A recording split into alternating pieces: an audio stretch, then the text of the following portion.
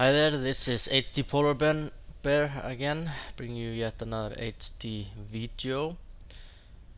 This is from the Icelandic tournament again, and we will be looking at Billcosby again, spawning as the pink Protoss, and we have Thor, a new introduction to our replays. He was also at the Icelandic tournament, of course, and he's spawning as the red Zerg. We are at the scratch station, I believe, and we see Billcosby, as he has been doing in the previous videos, moving an early scout into the enemy base. The Zerg player is moving his overlord wisely to his enemy base to get some scouting information going, and this is a good map for Zerg. They can keep this natural pretty easily, and they can spawn the creep between the natural and the main pretty easily as well. The problem begins when they need a third, because this one is hard to maintain and it's relatively close to the enemy base. So we see, let's bring up the production tab. We have a gateway going down at 12 supply for Billcosby. He's using his chrono boost to chrono out more workers. And we have a hatchery. This is a 14 hatchery into 15 pool, and we will probably see 16 gas, 15 or 16 gas for the metabolic boost. He has his overlord inside the proto space, and he can see, he sees everything that the Protoss player is doing. And I want to apologize for me, I'm trying to work out the breathing on the mic. I think this is decent, but you can of course let me know in the comments below. And I'm also, this is just a habit of mine, like smacking lips or whatever some user called it, and I'm trying to not do that, because I do realize this is probably annoying. But let's get back to the game at hand. So we are seeing cybernetics going down. This is the standard play for Billcosby. We have seen him do this before.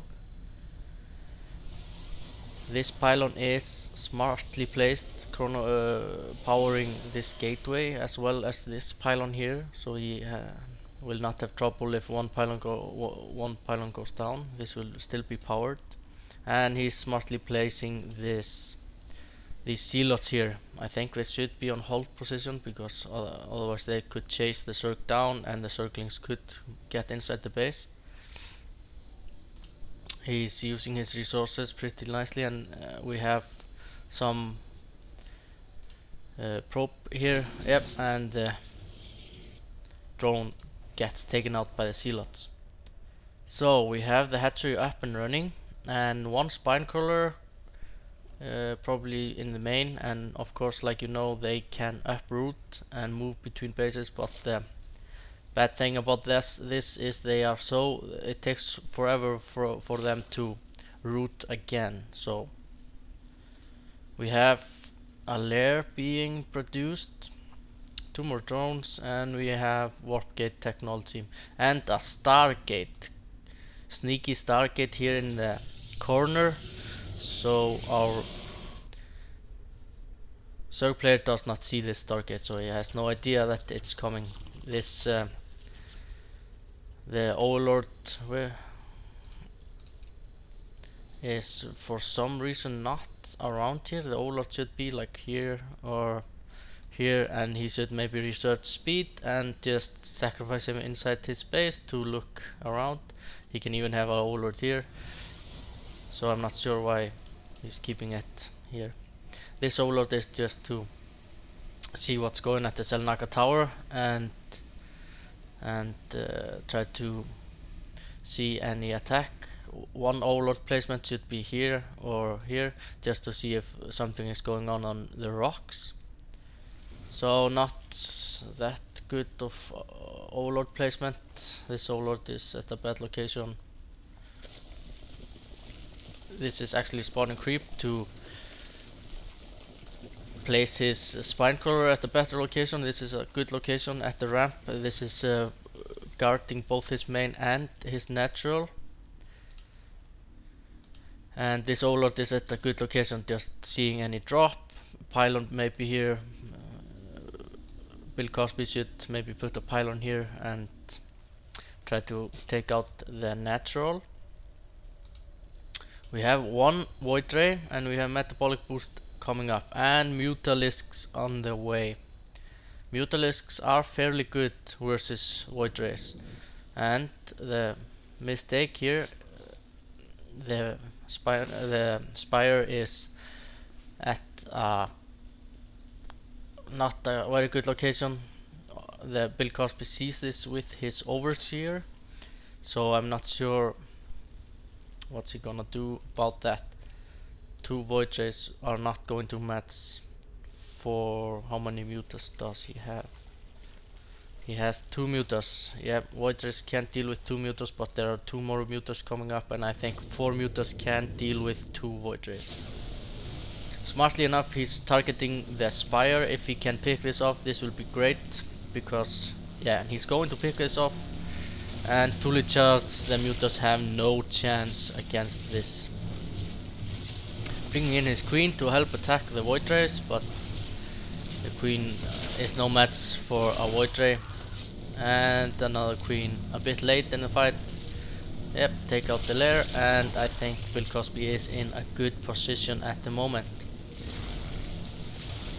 There is really nothing the Zerg player can do. There is one mutant going down and Hydralisk 10, which is Hydras are very efficient versus void rays, but I think the damage has been done. Billcosby at a good position now. Spine crawlers can't attack air, and really what happened here is the Zerg player failed to scout. He did not see it. He should have used his overlord research speed or done something to try to spot this. But Billcosby, good player, he placed this Stargate away from his buildings, so he was a bit sneaky about that, hiding the building away.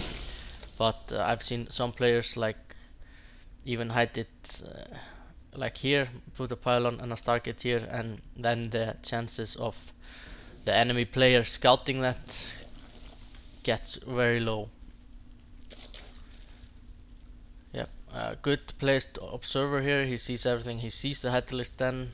What is the unit choice? He's going for Immortals versus that. He has taken out the lair, the main, and only the natural remains. Rebuilding the spawning pool, and I think the Protoss player is looking very healthy, and he should look into expand here. Let's look at the income tab. They are both similar in income. Billcosby has 6 more probes, but that's to be expected because he killed the main from the Zerg player. He has a healthy army here of Stalkers, 1 Immortal and 1 Zealot and 2 Sentries. Good force field play, could win this game for him now. Thor is using the high ground to his advantage. Good play there. I really think he should, Billcosby should think about putting a pylon somewhere around here maybe, and try to get up, get to the high ground. Where are his void rays? Did they die perhaps? Let's shoot the units. Yeah, he has no more void rays in play, so he thinks that he's just going to go for a warp gate army and some robo units. Colossus would be very efficient versus these decent force field play here. Colossus would be the unit choice for these Hydras. The Hydras, do they have extended range? They do not, so Colossus would decimate this army here. Even just one Colossus. Immortals are pretty decent as well, but it seems that our Zerg player is going to push this away.